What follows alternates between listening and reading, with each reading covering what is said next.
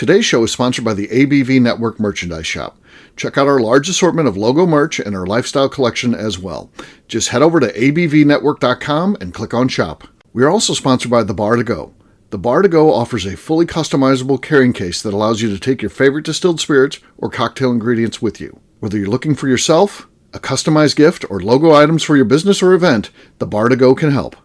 Check them out at thebar2go.com. Use the number 2 when you type out The Bar to Go. Did you know Neely Family Distillery now ships its popular distilled spirits directly to you? To order, simply call 859-394-3258. Tell them the ABV Network sent you. And now, on to the show. Let's drink!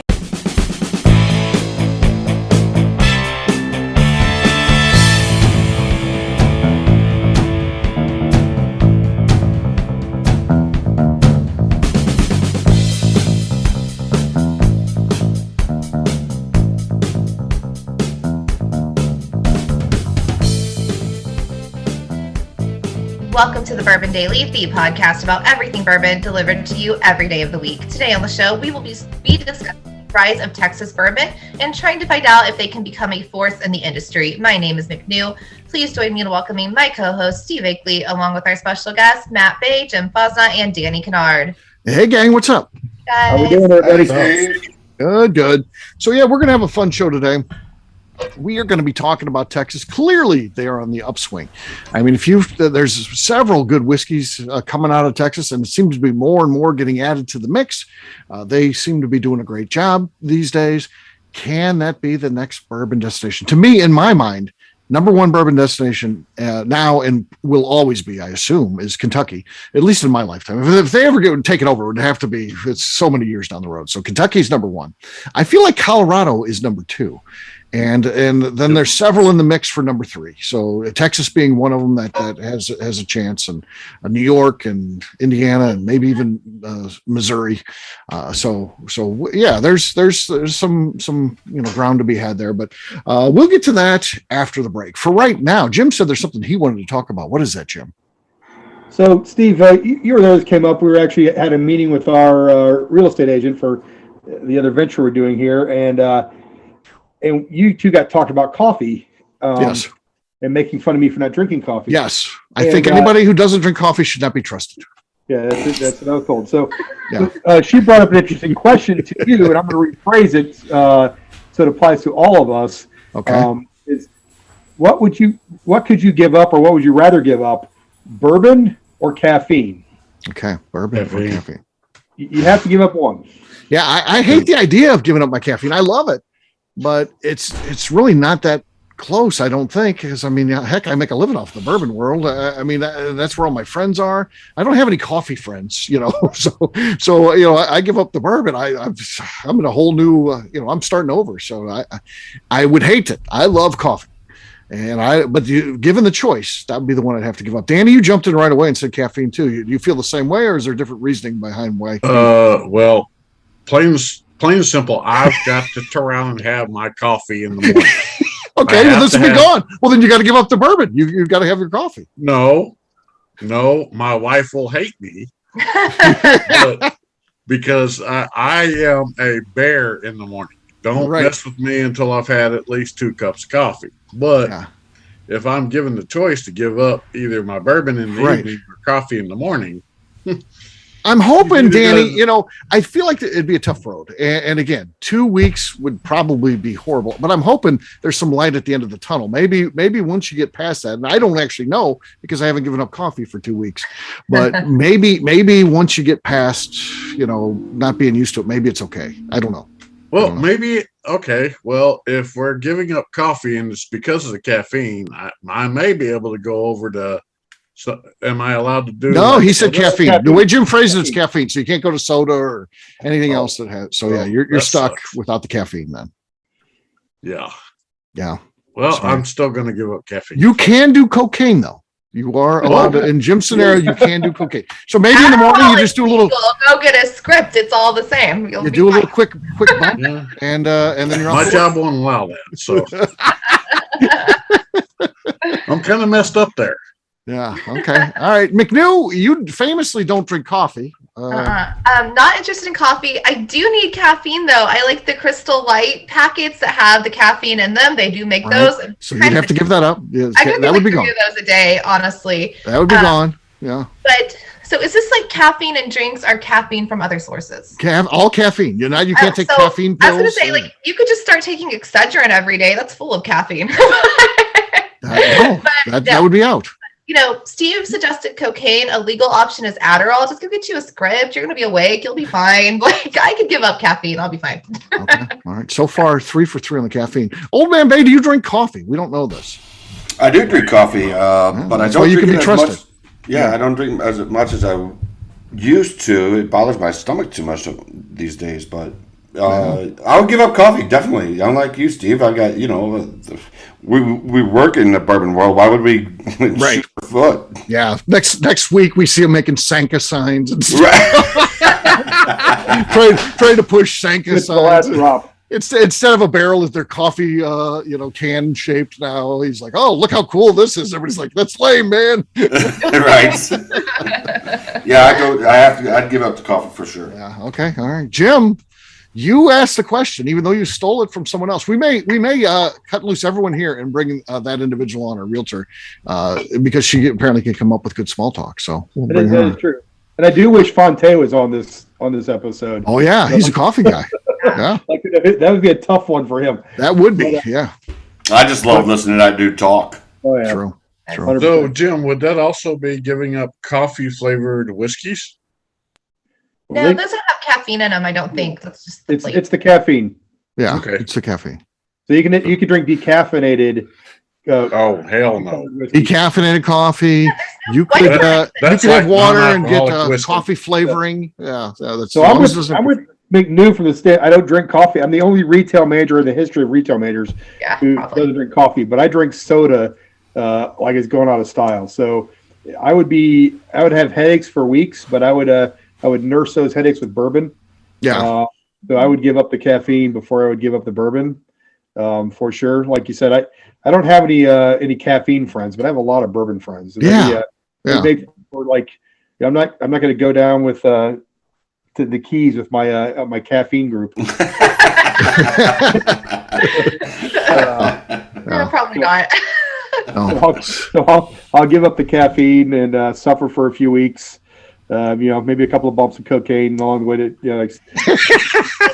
those caffeine headaches are pretty brutal. Like, that's why you need the cocaine. Yeah. Yeah. I tried to stop drinking pop forever ago before I found like the Crystal Light caffeines. And I was like, I was miserable. I was not a nice person without it. And you just don't feel good. You just gotta keep poisoning your body, I guess, because it got used to it. Yeah. It's hard. I agree with Danny. There's just, you wake up and even from the first drink, there's a difference. There's a difference from sip number one. And that's all psychological. I mean, how much dosage of you're getting of caffeine from sip number one drinking coffee, but it immediately starts making a difference. It's like, I have to have those 2 cups. Yeah. 2 cups. I don't talk to Heidi. Then I'm good for the day. I don't talk to Heidi until she's, a half a cup in and 2 cigarettes in the morning. Yeah. You gotta have those rituals. I don't even make eye contact with her. I just sit on the couch and watch the news and she walks by. Yeah. All right. Well, guess what, gang? It is time to drink. What is everyone drinking? I'll go first. I elected to go with Ezra Brooks, the Distiller's Choice. This is a gift shop pick. So let's see what we got here. Decent. I got the Canadian Glen, which is huge. I don't even know how big these are. I know that the wee Glens are 3 ounces, the regular Glen 6 ounces. This has got to be 10 ounces. I mean, it's big. They're doing something right. That looks. It's tough to just get an idea of how far you pour this in. I don't even know. You don't want to do a half a glass here. You'd be on the floor by the end of this. But. All right, Danny's ready to go there. What do you got, Danny? I've got a well-loved bottle of Booker's 2104. Okay. Looks like he's going to be doing the last pour there. No.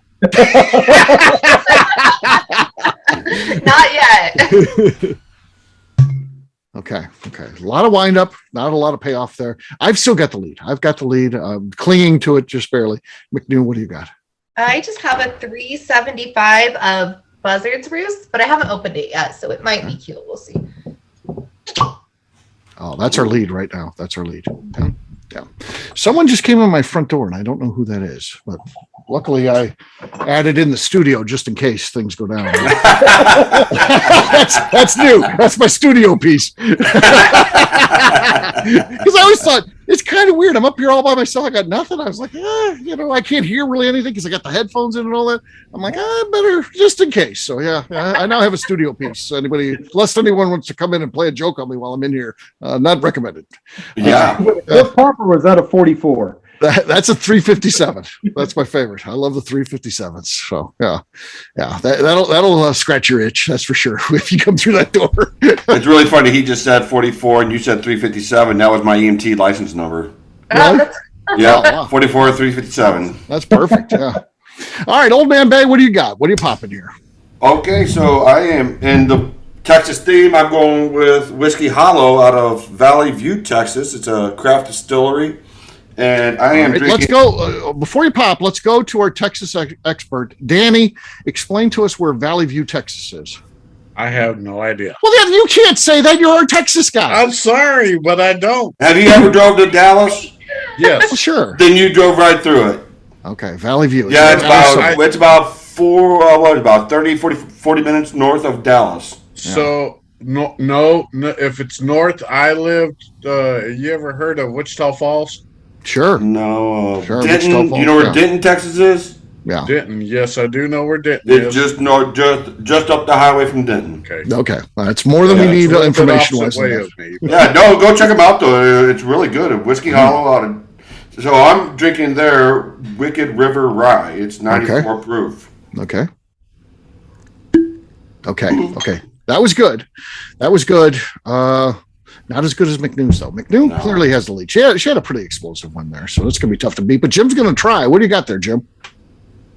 I've got a well-up bottle of 10th Mountain, so I don't know if I'll get anything out of this. We'll see. Okay. No, not enough. McNew gets it. So congratulations, McNew. Congratulations, McNew. And cheers, gang. Cheers. All right.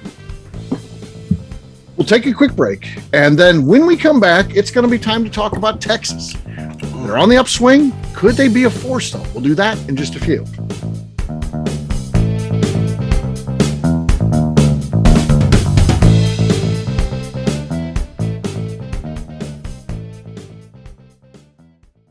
Hello, this is Steve Akeley of the ABV Network. Let's talk about the people who make this show happen. First up is Leatherwood Distillery in Pleasant View, Tennessee.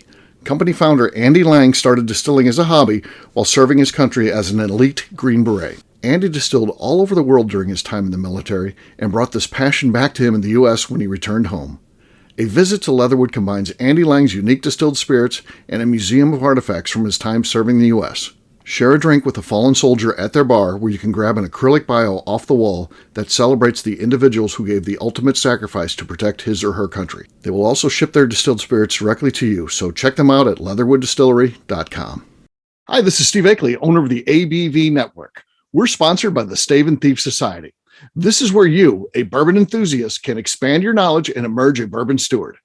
In 2017, I completed my Executive Bourbon Steward certification. It's the most comprehensive bourbon certification program available and connects you with an expansive network of bourbon enthusiasts and professionals. Check out the full listing of in-person and online certifications and join the society today by enrolling at staveandthief.com. Okay, let's talk about Neely Family Distillery. In 2018, I met Royce Neely at an industry event. He started appearing on our shows, and we became friends during my frequent visits to Kentucky. Today, he's leading the way for young distillers making their mark on the bourbon industry.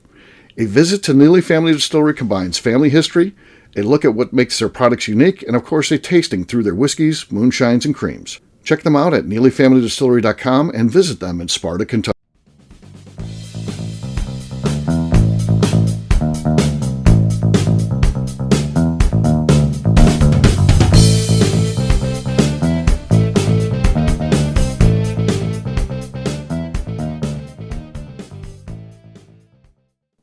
Hello, this is Danny Kennard, and I'm recording on the ABV Network.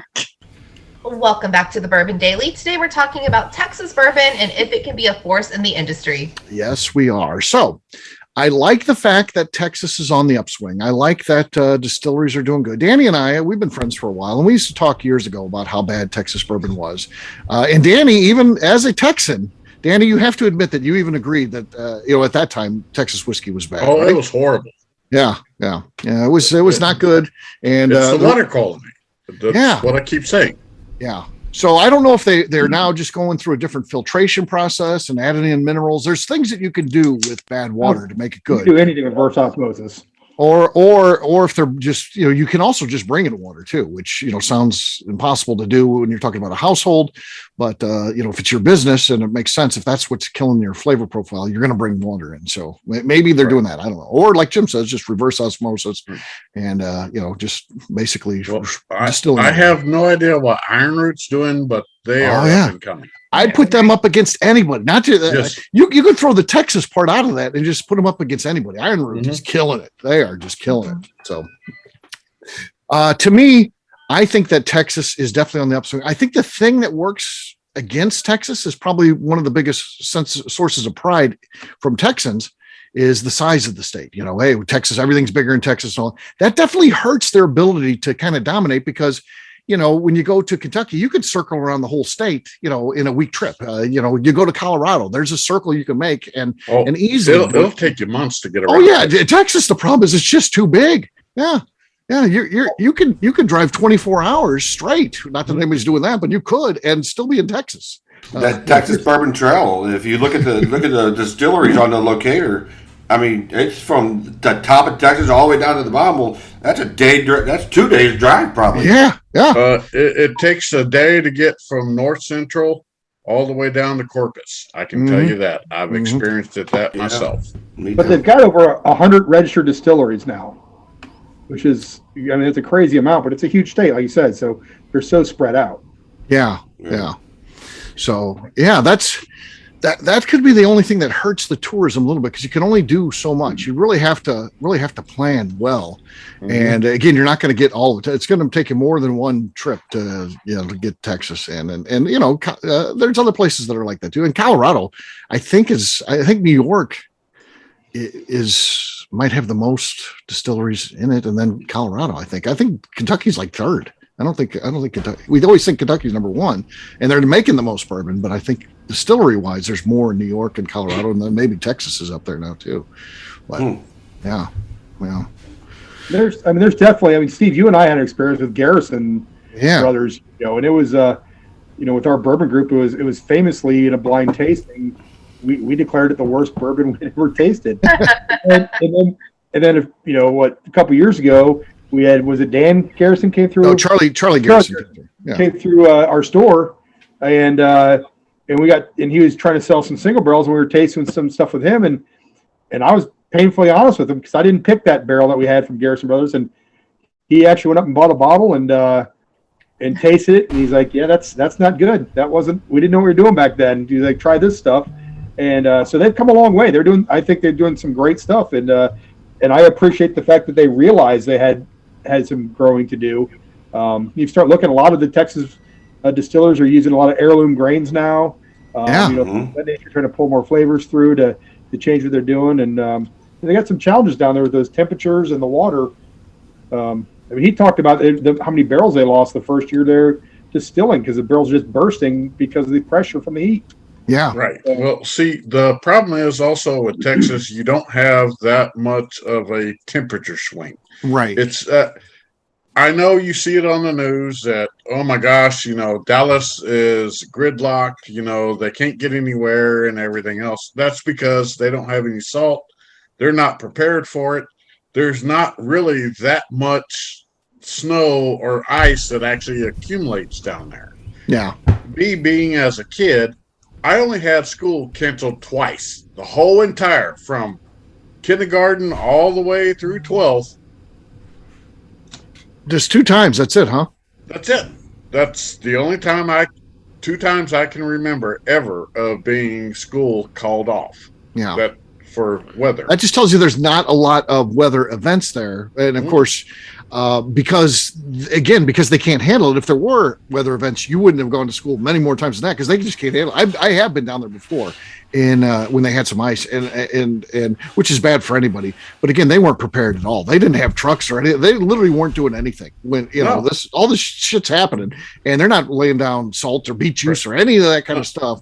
They're not doing anything. The little town that I was from called Burke Burnett, what they would do is they would turn around and get river sand, and they would put it in the dump trucks, and then they would spread it at the intersections only. Yeah, give you some traction at the intersection. Right. That's it. For stopping and starting. And imagine that sloppy mess then too. After that's God. Right.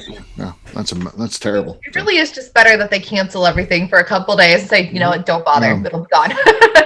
So do we think Texas can be a force, a destination? I mean, I don't know, that I've had any friends go to Texas to go to distilleries. Hey, I'm just going to, because, and that's not to say there's not some distillery tourism that happens now, but I think, someone's going to Dallas. Hey, I'm going to shoot up to maybe the one you were talking about there, or I'm going to go to.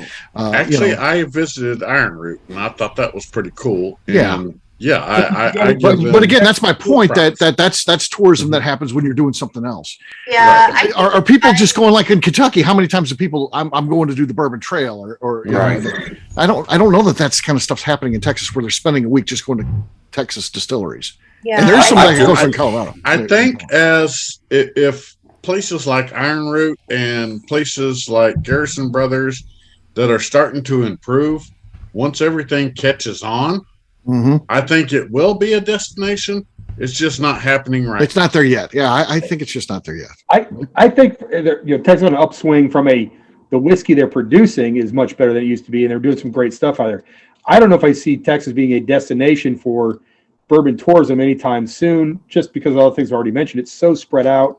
Again, if I'm going for a football game in Dallas, will I go see a distillery around there? Yes. But I'm not going to go to a distillery store and maybe catch a football game while I'm there. Like, I'm not doing the reverse. I'm not planning a trip to Texas around distilleries like I would to Kentucky. You hear that in Tennessee, bachelor party, you're going to a bunch of distilleries. You just don't see anybody doing that with Texas at this point. I haven't heard of anybody being like, we're going to go spend a week in Texas hitting all these distilleries. I think the best thing for the distilleries in Texas, because that challenge of being so spread out, is that in my opinion, what I would do if I had a distillery down there is do like Wally Dent and making it an experience where you could come and see concerts and stay and things like that. Right. That would be more of a marketing strategy. Hotel, like you have like little cabins and stuff there. That would be a cool idea. That is a good idea. And Texas, depending on where you're at, there's plenty of land. You could build something like that, and then you just get them. It's the Disney effect, where you want to get every dollar that they've got. You don't want their distillery dollars. You want their meal dollars, their entertainment dollars, their accommodation, their lodging dollars. If you set it up the right way, you get all of it. That's what Disney wants. They don't want a little bit of your money. They don't want your theme park money. They want all your money. They want you to take out a second mortgage. Yeah. Disney does it the best. I can't wait till Jim goes. I'm so excited. Jim has a granddaughter, and I can't wait till he has to go to Disney. I saw what Jay Tyler post that he had to take his daughter to Disney on Ice, and he spent $20 on a snow cone. It's Disney. You just have to do that stuff. Apparently they've been in town all weekend, because we were in Louisville yesterday, and I saw these dudes on the corners like selling the plastic crap. I can't wait to see Jim because he hates Disney. And you're going to have to do it, Jim. It's Disney on Ice. Parents spend a ton of money. All these kids we saw walking around had some shit in there. I'm making fun of Jim, but I had to do all this. I had to go to Princess Breakfast and all this stuff. I did it with my son. The problem is I can't go back to being a peasant. My college roommate was the operation man for Universal Studios. His wife was the head trainer for killer whales at SeaWorld. So we went there and Chet shut everything down for us. There's a Star Wars simulator with 5 rides going. Only 4 of them were running that day, and he just turns the 5th one on just for my son, who wasn't even tall enough to ride it. And then the next day, his wife beaches Shamu for Mitchell. Like, I never waited in line for anything. I never. You can't talk about that. Those days are gone. Those days are gone. I know. You're going to have to be a normal and your granddaughter's not going to, yeah. I know. I love her. I'll do whatever she wants. I freely admit. I can't wait. I will concede. I'm telling you, it is bad. These like Princess, and it's so expensive. And by the way, the food's bad. It's like $60 a person, and even for the kids, it's like, oh, the kids are only $40. A 3-year-old, how much can they eat on a? And all they're going to eat is a damn French fry and probably complain about it. Because they want to go see the princesses. Yeah, they don't even care about the food. Yeah. Oh, but you got to do it for the hot dog and then spit it out. Yeah. Yeah. I tell you what, I never got to take my daughter to Disney, but her mom did all the time. Yeah. And she went the day after 9/11? Or when they opened up after 9/11, when they closed it down for like 2-3 days or something like that. Yeah. And my daughter was there when they opened it up, and there was no one. They said you could roll a bowling ball down Main Street and not hit a person. That's the way to go, though. I'm telling you. Of course, we don't want another 9/11 to make that happen, but you know what I'm saying. Right. Yeah, that's the way to go. I've had friends that's gone to Disneyland, and they turned around and said that they've paid $40 for a 6-pack of beer on Disneyland's property. That's crazy. Now that I wouldn't do. I'll wait and drink my own beer later, or my own bourbon, or whatever it is. Exactly. But they were staying at the hotel on Disney's property. Yeah, so Disney gets all shop at the Disney stores that was on the Disney property. That's really not that bad, though. You go to Nashville right now, and on Broadway, it's $75 for 5 beers. Yeah. Broadway's stupid. I don't have Old Man Bay money, so I'm not. Oh, I'm not there, brother. I don't have. If I had Old Man Bay money, hell yeah, I'd be buying $75. Yeah, right. Yeah, I don't have a job. I'm going off property, and I'm finding me some bourbon. Yeah, me too. I just bring my bourbon with me, of course. But, right. Yeah, there you go. Well, there you go, folks. There is a look at I forgot what we're talking about. Can Texas be first? We got so sidetracked. It doesn't matter. It doesn't. That's it's just awesome. it's the background of what we're mailing it in for this show. Basically, yes. We'll wrap this one up as we always do. Old Man Bay, we'll start with you. Where can people find you? All social media at Old Man Bay Signs. My website's oldmanbayllc.com. All right, Danny. You can find me at Danny Kennard on Facebook. All right, Jim. You can find me on Facebook at Jim Fosnot, on Instagram at FozJim, FAZZJAM. Or you can find me every Friday night doing Jim's Big Pour. You can get your tickets on Eventbrite. McNew, do you like my new stamp I put on all the mail that goes out? I do like that. That's exciting. I do like it. Yes, I have a stamper now that has my face on it. It's branding. It's branding. It makes me laugh thinking about people getting mail that's sitting in their mailbox. I send out a couple of club about cards. My mail carrier. He's going to be like, why the fuck is this guy on her mail all the time? The mail carrier. Challenge for that, Steve. Like the first person to get that tattooed on them gets some prize. Jim, I thought the same thing when you posted that the other day. I was like, oh, somebody's getting that tatted. Somebody's going to get it tatted. Yeah. I think it should be you, of course, Steve. Next person who passes out on a podcast. You should absolutely get it. No, I saw Fred Mosenter got a tattoo the other day. Did you see that thing? Good. Oh, it's hilarious. Because I love Fred, but he's older. I was like, his skin looks real good for the tattoo. It surprised me. It's just a random tattoo. He's got Thunder the Buffalo on his leg now. Yeah, it's not dumber than the one I'm getting, but it's fine. Yeah, there you go. All right, McNew, where can people find you? I am on Instagram at McNew ABV. All right, for me, I'm an easy guy to find. I'm at Steve Akeley on Twitter, Instagram, on Facebook. I've got a website, steveakeley.com. We've also got that company website, abvnetwork.com. Check it out because everything that we do is out there. Previous shows, blogs, so much more, abvnetwork.com. Danny, did we forget you or something? No, you didn't. Oh. You can find me at Danny Kennard on Facebook. All good. Perfect. McNew, anything else to say before we get out of here? I would like to remind the audience to please give us a 5-star review. That includes comments. It helps new people find the show, which is very important to us. And if you like what we're doing, we ask that you please visit our Patreon page at patreon.com/the Network. All right, great job today, gang. For audience, we'll have a brand new show for you tomorrow. Looking forward to that. Until then, take care, everybody. See ya. Bye. Cheers. Peace.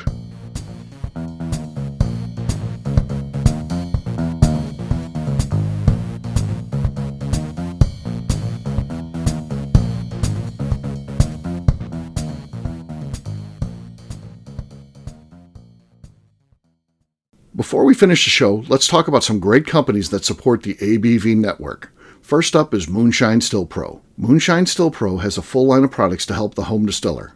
Whether you want to experiment on the stove in your kitchen or you're looking for a bigger setup in your backyard, owner Russell Creed and his team can help. They have multiple still offerings, accessories, and even grain from their partners at Goldstone Mill to assist you in making whiskey on par with your favorite distillery. They can also help you with some fabricated parts you probably can't make yourself if you are attempting a DIY still project.